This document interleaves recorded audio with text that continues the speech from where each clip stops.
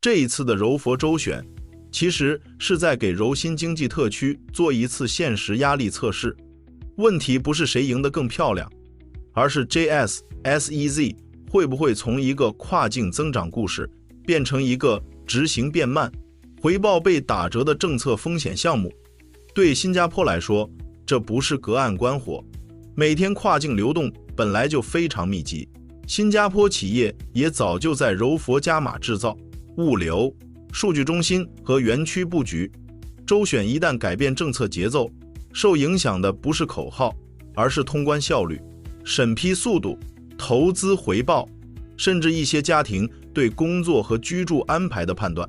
所以这一期我们来看5个真正会影响柔新经济特区未来走向的政策看点。如果你也在看 JSSEZ， 你最担心的是通关、税务，还是州政府换届之后的政策连续性？可以先把答案留在评论区。柔新经济特区之所以重要，不是因为名字很大，而是因为它刚好踩中现在东南亚最现实的竞争、供应链重组、成本压力、人才流动，还有基础设施争夺。对新加坡企业来说，单靠本地高成本空间去承接所有制造、仓储和部分数字基础设施，压力越来越明显。对马来西亚来说，柔佛最有条件接住这部分外溢需求，因为它离新加坡最近，产业基础也相对完整。JSSEZ 的本质不只是开发一个新区，也不只是把工厂搬过去这么简单。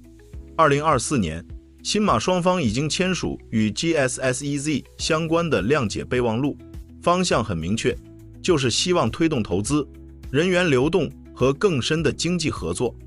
但真正决定成败的是多层级治理能不能运转。联邦政府掌握税务框架、边境安排、投资政策和大型基建，州政府掌握土地、地方规划、部分审批和执行效率。新加坡企业最看重的是规则能不能稳定维持3到5年，而不是每次政治风向一变就要重新理解一次。所以柔佛州选的重要性不在于它会不会把 JSSEZ 直接推翻，对我们来说，真正要问的不是会不会有特区，而是这个特区最后会不会变成一个可预测、可执行，也值得长期配置的特区。这个问题其实很关键。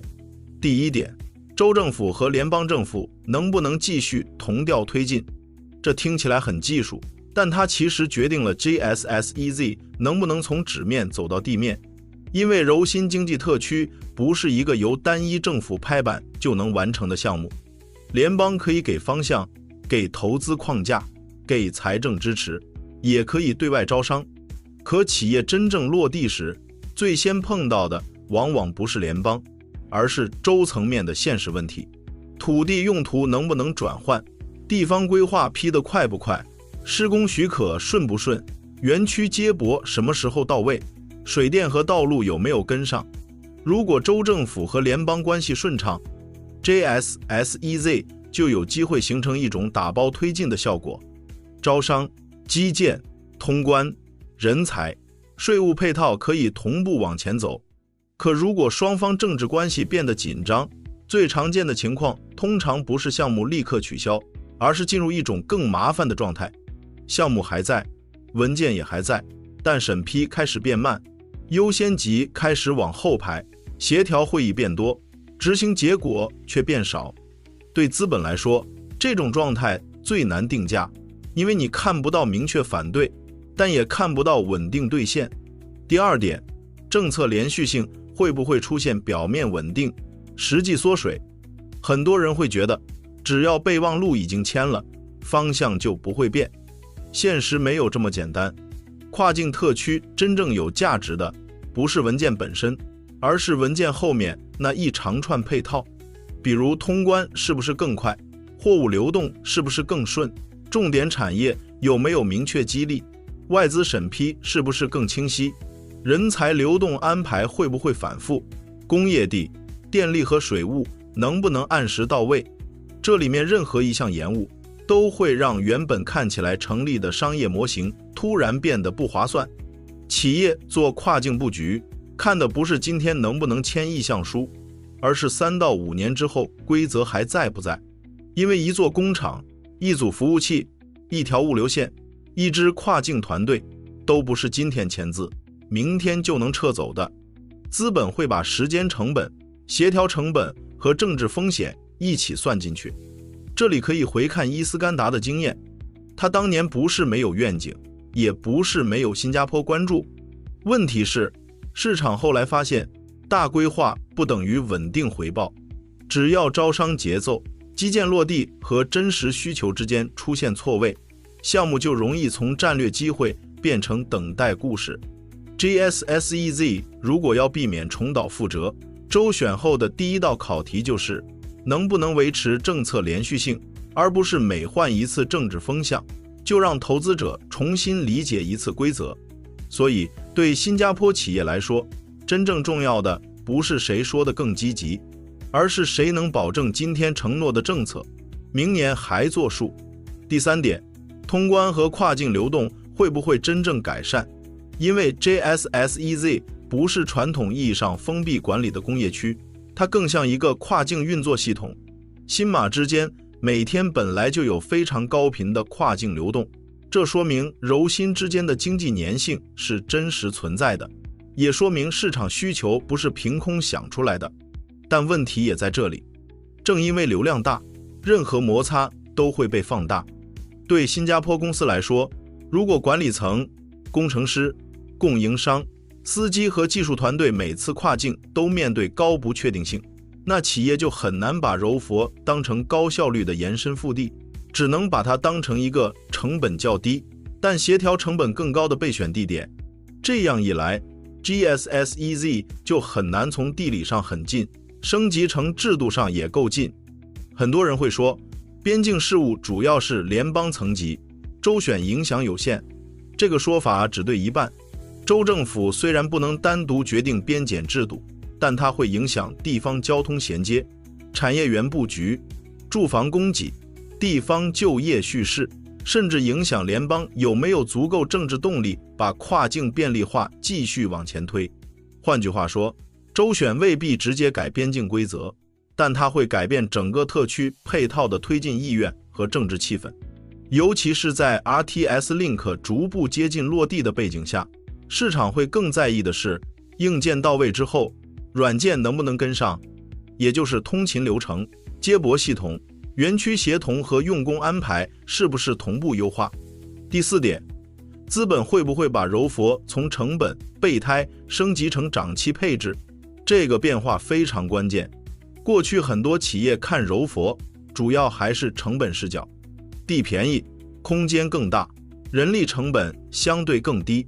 但 JSSEZ 如果要成功，必须让资本改变看法，不只是觉得柔佛便宜，而是觉得柔佛可靠。当企业愿意把更关键的产能、更高价值的物流节点、更多长期基础设施投资放进去，这才算真正的区域整合。这里的分水岭其实很清楚，如果州选后政策稳定，联邦和州政府协同，通关继续优化，柔佛就有机会承接更多来自新加坡的外溢需求，尤其是制造业升级、仓储物流、数据中心和相关配套服务。反过来，如果政治不确定性上升，资本不会完全离开，但会明显变得更谨慎，先租不买，先试点不扩产，先做轻资产，不做重资产。表面上看，资金好像还在流入，实际上最关键的长期承诺并没有发生。第5点，柔新模式最后会走成什么样？这里我想先给一个比较冷静的判断。JSSEZ 现在最大的风险不是没人看好，而是太多人因为地理优势，默认它自然会成功。可是在跨境经济合作里，地理接近只是起点，不是答案。真正决定成败的是制度能不能跟上。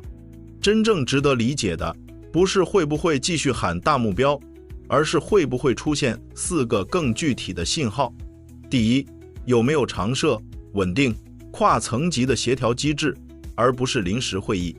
第2，有没有更明确的产业清单，知道哪些行业优先，哪些园区先做。第三，有没有可量化时间表，比如通关便利化、园区基建、招商节点分别何时兑现。第四，有没有让企业感受到规则稳定的试点安排。如果这4件事出现， JSSEZ 就有机会从一个政治故事走向一个制度工程。反过来，如果周选之后只剩下宣传升级，执行却依然模糊，那柔新经济特区很可能会维持热度，却很难兑现它本来应该有的区域价值。把整件事收在一句话里，柔佛周选未必决定柔新经济特区会不会存在，但它会决定这个特区在资本眼里值多少钱，要等多久，风险有多高。今天这5个看点其实都在回答同一个问题， JSSEZ 能不能从一张吸引人的蓝图变成一个可预测、可执行，也值得长期配置的跨境平台。对我们来说，最理性的看法不是追着选举口号跑，而是看州选做了那些更实在的事。联邦和州政府是否继续协同，政策会不会连续，通关和物流是否真的改善，企业是否愿意做更长期承诺。如果这些条件成立，柔佛不只是新加坡旁边的低成本空间，它可能会成为新马共同面对区域竞争时的一块关键腹地。如果这些条件不成立， JSSEZ 就很容易停留在高期待、慢兑现的阶段。如果你想看下一集，我可以继续拆解周选后最可能出现的3种情境：加速、拖延还是选择性推进。你最关心哪一种？欢迎在评论区留言，欢迎订阅频道，打开小铃铛，